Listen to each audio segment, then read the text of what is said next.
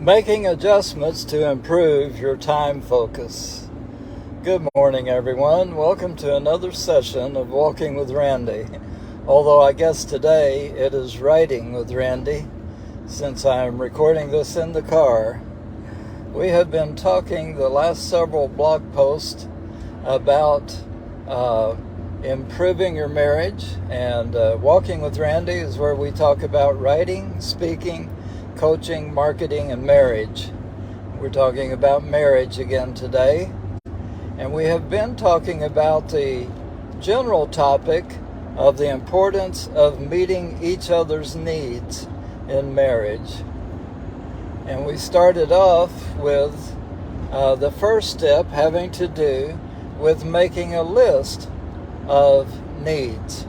Now, we started off with a pre-made list, and we suggested that as you look that over, if you saw something that was left out, then you put that on your list.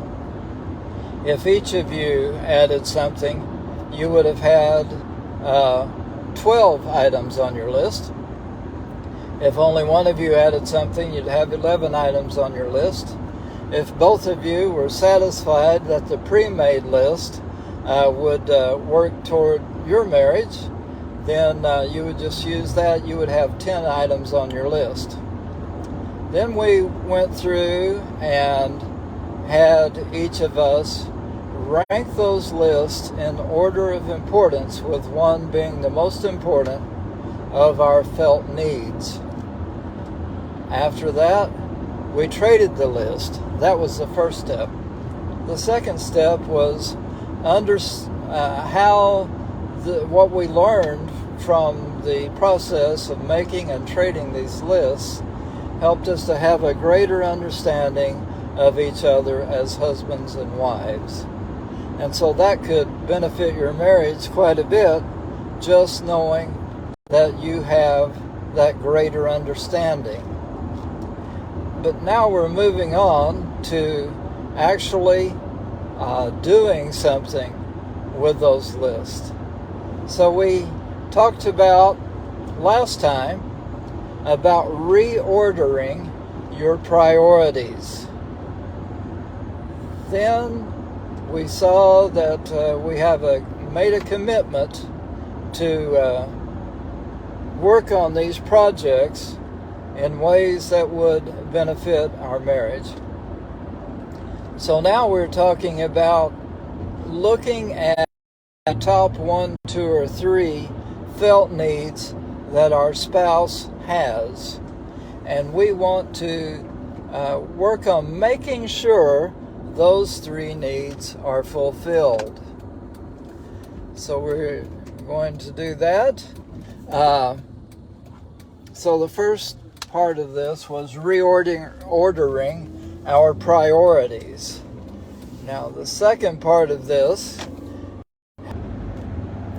so the first part of making adjustments to our time focus had to do with reordering our priorities. Now the second part here is to focus on our long-term goals. So what we want to do is to figure out our lifetime goals, our lifetime vision for our marriage as husbands and wives, and how that our focusing upon each other's needs can benefit our marriages. So we have that, and so we're going to be focusing on long-term goals.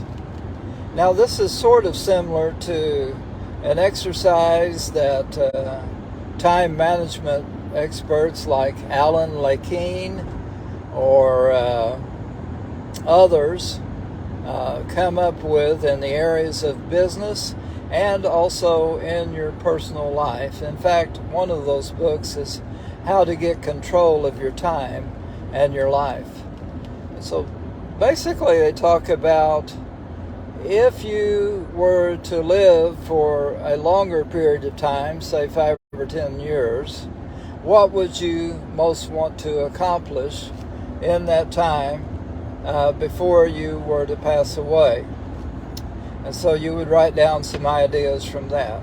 And then you would do a shorter period of time, and say 1 to 3 years. And what would you want to accomplish as you are looking at perhaps passing away 3 years from now? And then if you were told you only had 6 months to live, what would you want to accomplish? Okay, now you will have come up with a list of several ideas, and then they ask you to pick out the top 3, and then what is the major one. So whenever you have looked at the list of needs that your spouse has identified, what are your lifetime goals in helping your spouse to feel fulfilled in his or her marriage, your marriage together? And so we want to come up with the long-term goals, the lifetime goals. Then you break it down to a yearly goal. What would you hope to accomplish in this year in improving your ability and your actions and your time spent on helping your husband or wife feel fulfilled because their basic felt needs are met? So you come up with 1, 2, or 3 goals for the year in meeting your spouse's needs. Then we break it down further. We break it down to quarterly goals. So lifetime, yearly, and quarterly, these are our long-term goals for this aspect of improving our marriages.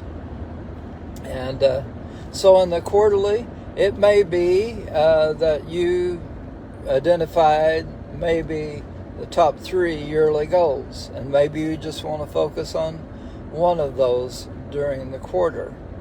Or it may be that as you think about that yearly goal, maybe you have 4 steps to make that goal come about, and you would want to focus on each of those steps, 1 for each quarter. Or say that you only have 2, then you would have 2 quarters focusing primarily on one of those. I know I'm being a little bit vague here, but the idea is that you have a lifetime goal, you have a yearly goal, and you want to break it down to a quarterly goal, which I would suggest that you would have 1 to 3 goals for your marriage for this quarter upon which you would want to focus. So we're basically trying to accomplish making adjustments in your marriage to improve your focus upon meeting your spouse's needs.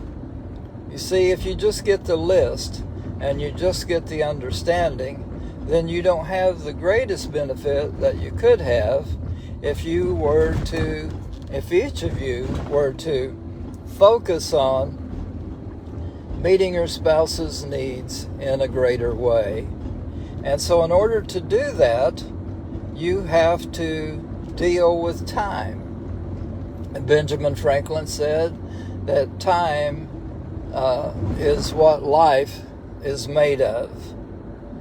Someone else said, what you cannot put into time, you cannot put into your life.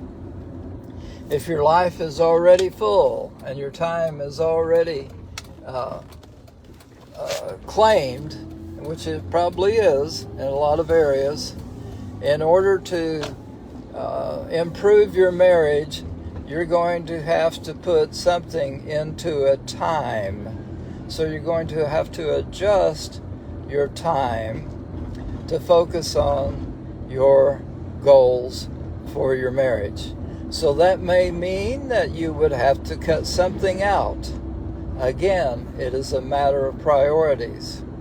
What is most important to you, and how important is your marriage? So you would have to cut something out, and then you would have to figure out where and when you were going to do certain projects or actions. Okay, well, I hope this has been helpful to you as you are focusing upon your marriage. And if you have a great marriage, may it be an even greater delight to you. If you've had some challenges in your marriage, I pray that this aspect of your marriage will revolutionize your life. Okay, well, until another time for Walking with Randy, or Riding with Randy, I'm Randy Carney, wishing you the best. If you would like more tips like these, go to randycarney.com, look for the Marriage tab, and click on that, and that will take you to all the blog posts about marriage. Also, there are 3 books you might be interested in. 2 of them have to do with marriage. The first one is 21 Ways the Principle of Leaving Will Benefit Your Marriage. And the second one is From Mountains to Molehills, Overcoming and Celebrating Your Differences in Marriage. Then the other book that you might be interested in is How to Write a Book in 28 Days or Less Without Stressing Yourself to Death. Again, I'm Randy Carney, wishing you the best in your marriage.